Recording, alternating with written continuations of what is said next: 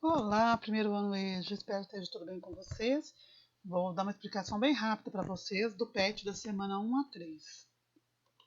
Nosso PET é o PET 1, meu nome é Vanderlene, eu sou professora de História de vocês. E nessa semana 1, a gente vai estudar um pouquinho como começou, todo o processo de colonização do Brasil. A primeira coisa que a gente tem que lembrar é que só começou o processo de colonização do Brasil quando se formaram grandes estados modernos lá na Europa. Que esse movimento de estados modernos eles vão fortalecer Portugal, Portugal vai conseguir se aventurar nas grandes navegações. Esse movimento contou com o apoio da burguesia, que é a classe de comerciantes que vai financiar as navegações, da nobreza, que é quem vai coordenar toda a organização do Estado moderno, a igreja, que vai apoiar os reis, falando que eles tinham teoria do poder divino, que eles foram escolhidos por Deus para serem governados, e o povo não, o povo só continua pagando imposto, nada muda, o povo não tem privilégio, não tem nada. Essa é a formação do nosso Estado moderno. A gente vai ter diversas formações de estados modernos na Europa ao longo do século XVI, que é entre 1501 até 1600, e Portugal vai se destacar mais a Espanha porque eles vão se aventurar nas grandes navegações. Para começar, por que Portugal? Porque ele foi o primeiro a se tornar uma monarquia absolutista, um Estado moderno, ele tinha uma posição privilegiada no Oceano Atlântico, ele investiu muito nas grandes navegações com a formação de uma escola chamada Escola de Sagres, que era onde se aprendia técnicas de navegação e construção de navios, e Portugal tinha uma burguesia mercantil muito interessada em expandir o seu comércio. As grandes navegações nada mais foi do que a viagem dos homens pelo Oceano Atlântico. Eles estavam tão acostumados a passar pelo mar Mediterrâneo, para poder ir à Ásia, e agora eles não podem mais por motivos de invasão dos muçulmanos, então eles têm que procurar novas rotas. E uma das rotas pensadas foi ou contornar o globo, já que eles pensavam que a Terra era redonda, ou contornar a África para chegar na Ásia. Foram as grandes navegações. Essas grandes navegações, elas vão acontecer por alguns motivos. Necessidade de expansão, conquista de novas terras, rotas alternativas para chegar-se à Ásia e comprar mercadorias, especiarias, tempero, tecido, e busca de metais preciosos também, que a Europa era muito carente desses metais. E por um outro lado, a gente vai se aventurar porque nessa época não tinha celular, não tinha GPS, e eles tinham muito medo do oceano. Os relatos de Marco Polo, que era um grande viajante que deixava escritos, histórias, é que no mar tinha abismo, tinha monstros marinhos. Então, tudo isso povoava a mentalidade do homem europeu. Então, querendo ou não, viajar pelo Oceano Atlântico era uma aventura. A semana 2, a gente vai tratar do encontro do Novo Mundo. Como chegaram à América e como começou a nossa colonização. A primeira coisa que a gente tem que pensar é que o descobrimento da América é uma expressão que a gente não se descobriu a América. A América estava aqui. Eles colonizaram a América. E quando eles chegaram aqui, eles nomearam aqui de Novo Mundo, porque eles não sabiam desses territórios, eles falavam que eles não sabiam que esses territórios estavam no oceano, e eles também não encontraram um lugar deserto. Tinham pessoas que habitavam aqui.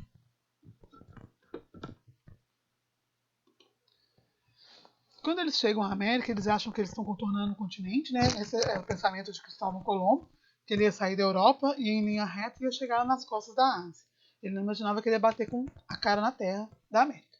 Então eles falam que eles chegaram às Índias Ocidentais, o primeiro nome dado ao continente, tá? E logo que Cristóvão Colombo chega na América, ele retorna para a Europa para contar que ele chegou aqui e encontrou um novo território. Só que ele não encontrou um território vazio, gente. Tinham populações aqui até muito mais civilizadas e com uma cultura e uma tecnologia muito mais avançadas do que os europeus. Os principais povos encontrados aqui são os incas, maias e astecas, e a gente chama esses povos de pré-colombianos porque eles já existiam aqui antes de Cristóvão Colombo chegar, tá? Logo que Cristóvão Colombo descobre a América, ele volta para a Europa, conta para o rei da Espanha, que junto com o rei de Portugal resolvem dividir o mundo entre eles. Então eles dividem esse novo continente pelo Tratado de Tordesilhas, e Portugal pega uma parte e a Espanha pega uma outra parte. Por isso nós tivemos a colonização de Portugal e a outra restante da América Latina teve a colonização da Espanha. A primeira expedição oficial de Portugal ao Brasil foi em 1500, com Pedro Álvares Cabral, e a gente fala que foi uma expedição de reconhecimento, porque pelo Tratado de Tordesilhas, lá de 1494, ele sabia que tinha terras aqui, então eles não vieram aqui por acaso, tá? De 1500 a 1530, Portugal não vai ter interesse pelas nossas terras, porque eles não vão achar ouro e prata aqui, mas a partir de 1530, quando os franceses começam a invadir o território, Portugal aí sim vai despertar o interesse pelo Brasil e vão mandar expedições de colonização para cá.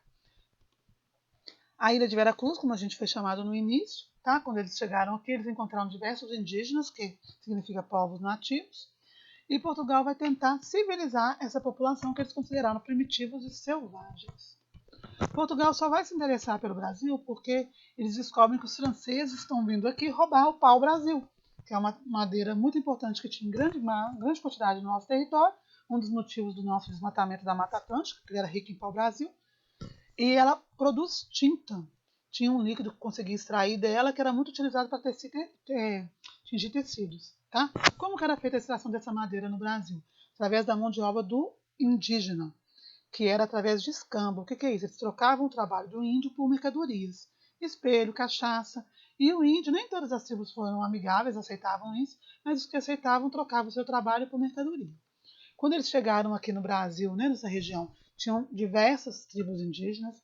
O homem branco simplesmente massacrou e exterminou diversos povos, diversas tribos. Tá? E hoje, das tribos que tinham no início do Brasil, a gente quase não tem nenhuma dessas aqui. E as que têm ainda estão tendo as suas terras ameaçadas pela pecuária e pela exploração dos nossos governantes que não protegem as terras indígenas. Tá? Isso é uma briga grande que a gente tem aí para enfrentar e que nós acabamos com diversas tribos dessas e as poucas que ficaram estão tendo o homem invadindo suas terras, que eram protegidas pelo IBAMA, mas não estão sendo mais. Tá? Essa é a nossa semana 2.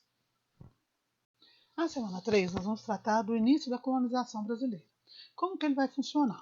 A primeira coisa que Portugal, quando chega aqui, faz e resolve colonizar é dividir esse território. Tá? O Tratado de Tordesilhas já dava para Portugal um pedaço das terras. Então é nesse pedaço que Portugal vai trabalhar. Para dividir essas terras, Portugal vai fazer a divisão delas em capitanias hereditárias. Ele vai pegar o território que ele tinha a partir do Tratado de Tordesilhas, vai dividir em 15 capitanias e dar a 12 donatários. Esses donos de capitanias, eles tinham obrigações a cumprir. Tá? O território que pertencia, então, passou a ter 15 capitanias, com 12 donatários diferentes, que algumas foram dadas ao mesmo, e ele tinha algumas obrigações. Qual que eram as principais obrigações do donatário?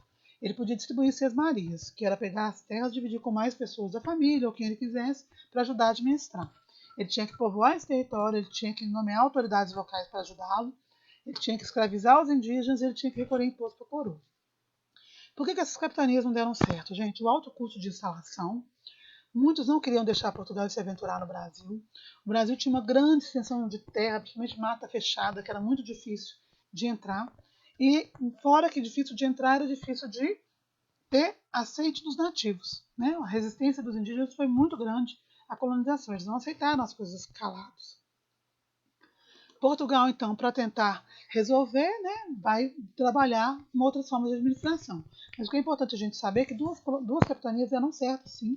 Foi Pernambuco, que investiu na plantação da cana-de-açúcar, e Martim Afonso, em São Paulo, que conseguiu o apoio da Igreja Católica com a vinda dos jesuítas para catequizar os indígenas que trabalhavam em favor da capitania de São Vicente. Primeiro, quando Portugal percebe que as capitanias hereditárias não estavam dando muito certo, ele cria um outro sistema de governo, que é o governo geral, que manda uma pessoa de Portugal para cá para administrar as capitanias. O primeiro governador que chegou foi o Tomé de Souza, tá?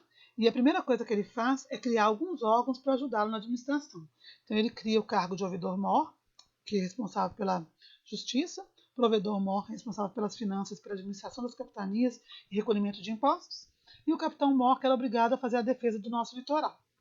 Além disso, ele vai trazer os jesuítas para ajudar na catequização e colonização dos indígenas, principalmente na escravidão do indígena, para o indígena ser mais amigável. Ele vai trazer gado para poder ajudar na expansão territorial brasileira e vai trazer também soldados para ajudar na resistência dos indígenas. Tá? Os indígenas eram um povo politeísta, que isso, acreditava em vários deuses, era um grupo muito diferente da colonização europeia, que só acreditava no cristianismo, só um único Deus. Tá? Então eles vão ter uma resistência bem grande à colonização da Igreja Católica, mas no fim vão se aculturar, vão se adaptar. E os indígenas também tinham algumas tribos, muito poucas, mas existiam, eles comiam carne humana, o que era totalmente condenado pelos europeus. Então vai ter um trabalho muito grande da Igreja Católica de tentar catequizar esses indígenas e conscientizá-los do que era civilizado. Os europeus tentaram civilizar os nativos, povos indígenas, então, vão ser influenciados pela Igreja Católica e vão tornar seus hábitos mais civilizados, mudando totalmente o perfil da população nativa do Brasil. Os indígenas, eles não aceitavam a escravidão, eles não entendiam por que eles tinham que plantar em grande escala, por que eles tinham que produzir para um monte de gente, para exportação, porque eles eram acostumados a produzir somente para subsistência. Fora isso, os indígenas, eles tinham uma saúde muito frágil.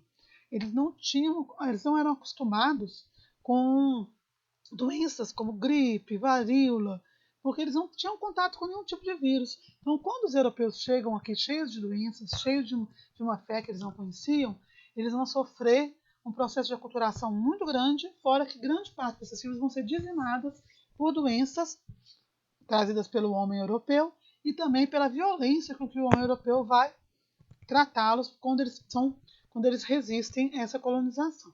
Tá? Eu espero que vocês tenham entendido um pouquinho dessa explicação.